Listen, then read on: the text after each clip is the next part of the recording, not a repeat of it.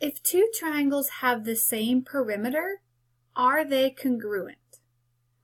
Okay, so first let's go over our vocab. Perimeter is when you add up all the sides. And congruent is when they're the same shape and size.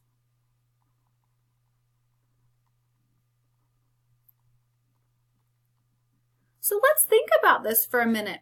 Let's say that we want our perimeter to equal 24. All right, so I could have an equilateral triangle, right, where all three of the sides are 8. 8 plus 8 plus 8 equals 24.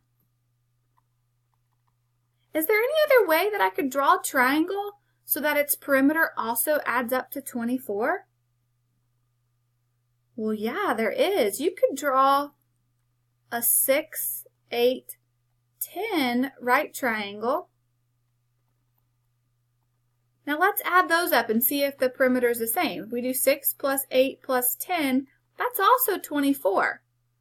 So these are two triangles that have the same perimeter, but are they congruent?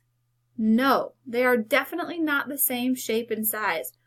So just because your perimeter is the same, that does not make the triangles congruent.